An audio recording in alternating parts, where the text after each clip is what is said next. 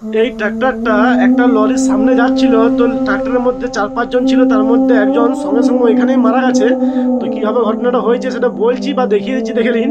এখন এমনভাবে টলি আর ইঞ্জিনের মধ্যে এমনভাবে চিটে গেছে যে ছাড়ানোই যাচ্ছে না, দেখতে পাচ্ছেন হাইড্রার সাহায্যে ছাড়াচ্ছে।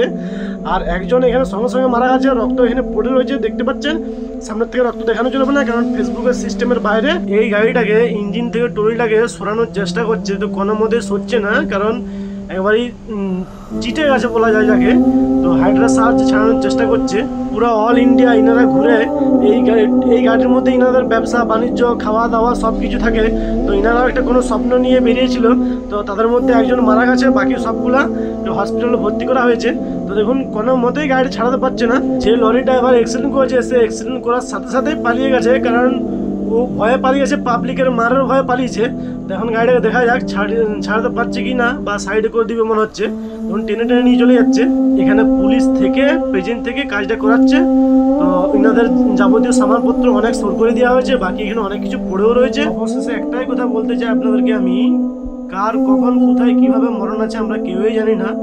লরির থেকে দূরত্ব বজায় রেখে গাড়ি চালাবেন, কারণ লরির ড্রাইভাররা কে কদিন না ঘুমিয়ে গাড়ি চালাচ্ছে সেটা আপনারা জানেন না। চাই ভুল লরি ড্রাইভারই হোক বা এই ট্রাক্টরের ড্রাইভারেরই হোক, যার হোক ভুল হয়েছে ওটা ভালো বলতে পারবে যারা নিজের চোখে এই ঘটনাটা দেখেছে। তো লরির থেকে দূরত্ব বজায় রেখে গাড়ি চালাবেন। যে মানুষটা মারা গেল তার স্বপ্ন আশা আকাঙ্ক্ষা এই রাস্তার মধ্যে শেষ হয়ে গেছে। সুস্থ থাকুন, ভালো থাকুন, আমার ভিডিও দেখতে থাকুন। Safe drive, save life.